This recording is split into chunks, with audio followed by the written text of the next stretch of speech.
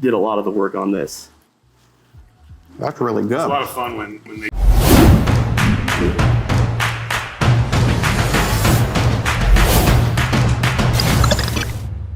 I'm Doug with America's Best Restaurants. We're traveling the country coast to coast to find restaurants that you should dine at on a weekly basis. We're in Silverton, Ohio, just outside of Cincinnati. We're at High Grain Brewing Company. Now you may think brewing company, traditional food, right? No. I'm gonna show you a couple items that are gonna make you go poof. Never would have thought at a place that makes beer. The menu here is outstanding. The beer, of course it's outstanding. So why don't you come with me? Let's get inside and check out High Grain Brewing.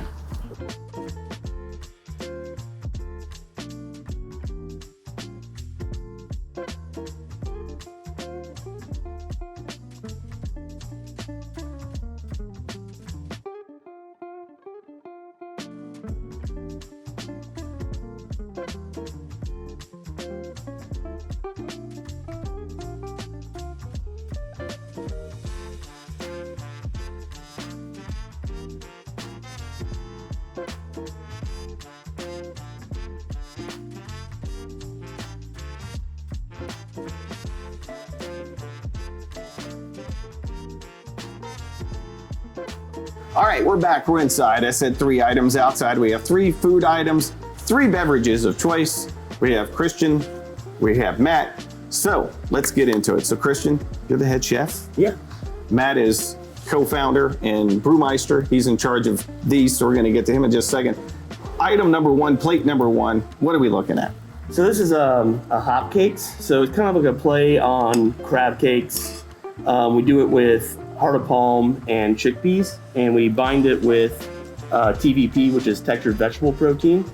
So this is like our vegan, gluten-free option. Underneath is a bed of cauliflower rice. We use tamari, which is a gluten-free soy sauce. So it's kind of got like this crab cake, Asian fusion thing going on.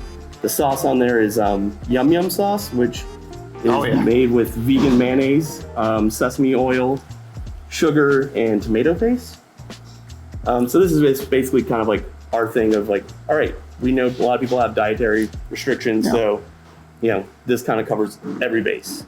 Okay, gotta admit, when you say High Grain Brewing Company, you're thinking beer, you think you're gonna maybe get a burger. Not gonna have menu items like this. So from the culinary side of things, what's the different twist? What's the mindset behind coming up with what someone might consider non-traditional, hey, I'm just going and getting a burger? Well, you can go a lot of places and get a burger, especially, a lot of breweries are gonna pride themselves on burger. We pride ourselves on our burger as well. I like to just kind of be outside the box, try something new, have some, different flavors and bring some different things to the table so that we're not just replicating every other brewery. We're setting ourselves apart with this dish. Nice, that's good. I'll let Austin have a little bit of that. All right, item number 2, what are we looking at? So this is a chicken satay. The vegetables are marinated in cilantro, peanut sauce that we made in-house. This is just kind of our play to go with this rice saison. I remember we were all sitting back in the kitchen, trying the rice saison, me and one of the other cooks, and we're like, what would go well with this? So this is kind of like a brainchild of all 3 of us working together of like, how do we make something that goes really well with the beer? And this is actually Nick Reith, one of the leads in the kitchen. He kind of did a lot of the work on this.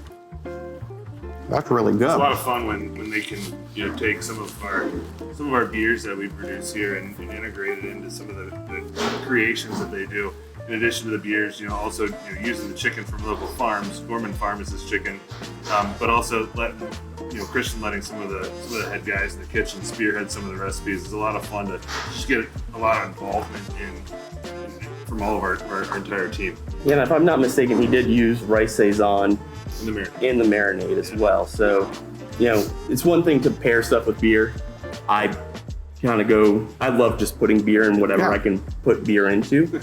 So there's beer in the meatloaf. There's not beer in the hotcakes because it's gluten-free, but obviously we have the hotcakes paired with Monarch. This was kind of like a no-brainer since this rice saison just came out. We made a dish based around it, and like the whole focus was let's make something kind of rich to balance out this like really light and crisp beer. Love it. So if they're back from the kitchen, what do they do? Just run out and like pour the tap real quick and go, hey, we need more of this? Absolutely, absolutely. We love to, when they take it out of, fresh off the tap, and create something unique that when people come in here looking for some great food at a brewery to pair along with their great beers, that we give them an opportunity to have this stuff. And like you said, it's pairing to a whole new level where you can recommend and say, oh, this might go good with this. I mean, this is actually in the dish. Yeah, he does a lot of good stuff with taking the beers that the brewers and I create and integrating it, not only pairing it, but integrating it into a lot of its ingredients. Nice. All right, item number 3, Christian, what do we got? All right, so this is definitely in my wheelhouse of cooking. This is stuff that I love. It's comfort food. It's a Ghetto Meatloaf. So the meatloaf is Glier's Ghetto, pork and beef. On top we've got a Brussels slaw with onions and apples, and underneath is a pimento cheese, and then our house barbecue sauce, which is made with our stout currently. So this is just like, when it started getting cold out, I was like, all right, it's time to hit comfort food button. Let's get this thing going. Like, I dropped chili onto the same, like at the same time. I was like, I hit the comfort food thing super hard, and I was like, all right, now let's find a way to kind of like turn this towards like a Cincinnati vibe, because I'm from North Carolina. When I came up here, one of the things I really loved was Ghetto. I was like, I had never heard of it. I had never had it before. And I was like, man, this stuff is great. So I was like, how can I bring this into a dish and like kind of like not just give people Ghetto, but like give them something with Ghetto in it. So we made a meatloaf and we glaze it with a spicy ketchup as well. So, it's very, very traditional, but straight up Ghetto Meatloaf. You took the words out of my mouth. I was going to say that's about as much of a Cincinnati thing as it could potentially be. We've done a lot of shoots around Cincinnati, but I've never seen Ghetto used in the meatloaf sense. It's Nice. It's different. But it's great. You'll definitely when you taste it, you'll get a lot of Ghetto. When we first put it out there, we had a couple of guests come in and they're like, "Oh wow, this kind of like reminds me of breakfast," because Ghetto is a breakfast meat, but like it is very much a dinner, like warm your body, like feel good dish. Okay, love it. I'm not going to reach across, but Yeah. I'm going to eat that. So nice job on Yeah. that. That is sweet. We've covered some of the food. Matt, let's get into your expertise on this. And I guess we should go ahead and maybe crack one here. Yeah, let's crack some All right, beers. let's go. We've got the number 1. What are we looking at? First one over there is Monarch IPA. It's our flagship IPA. One of the first 5 beers that we had on tap when we opened High Grain. It is hazy, juicy direction. It's not your standard West Coast IPA or your old school English IPA. It has a lot of new age hops in it, one of them being Idaho Gem. And then the yeast strain that we use is a Norwegian yeast strain, which are becoming more and more popular. It's a Kvik strain, Boss. So that's something unique to this beer that you won't find everywhere as their flagship, in their flagship IPA. Nice. One cool thing also about Monarch is 10% of the proceeds 10% of the income that we get from this, we're kicking back to a charity, and we switch that charity every year. This year it's not been determined yet, but we have a poll running right now that we've sent out to the community, our regulars here, our staff, and other people about what means the most to us. Is it sustainability? Is it community driven? Is it music education? What are we gonna push towards with the kickback from our sales of Monarch? Nice. A lot of fun. Love that. Yeah. Why not, right? All right, we talked about the rice saison, but go into this one. Rice saison. It's a pretty unique situation being with the dish. This beer is a beer that one of the other brewers in the back really wanted to do.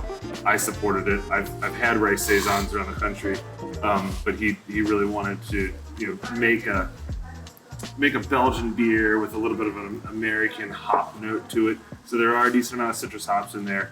Does push out the citrus forward flavors of the yeast strain of a saison.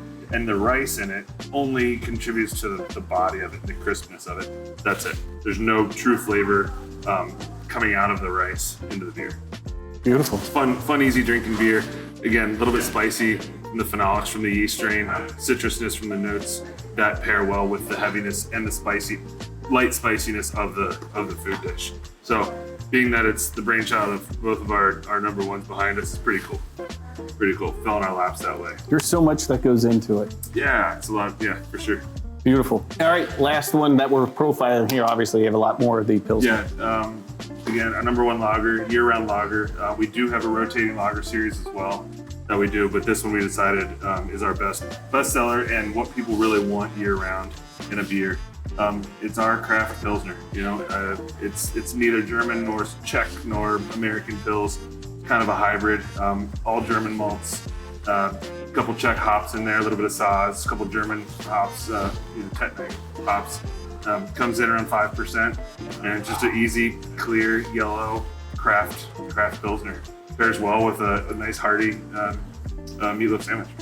These are just 3 of the beers, 3 of the food items, so we encourage you to get in here and try them all. And the beers, actually, you can find them all around Cincinnati, right? Yeah, we're at about 220 locations to pick it up in cans, but we also are in your local bars and restaurants around town as well. Perfect. All right, so how can people find you guys? Online, social media? Online social media, yeah, absolutely. highgrainbrewing.com. We are also on Facebook and Instagram as well. They have a full listing right here at americasbestrestaurants.com as well. Click the subscribe button below, subscribe to the channel, and get all the updates. So these are the items that we're going to enjoy. It would be rude if I don't finish this, so I'm going to finish drinking. Cheers. Cheers to you guys too. Cheers. Thank you. If you live in this area, we encourage you to get here on a weekly basis. If you're coming to the Cincinnati general area, for whatever reason, put them on your GPS and get here. Till the next episode, cheers to you. I'm out.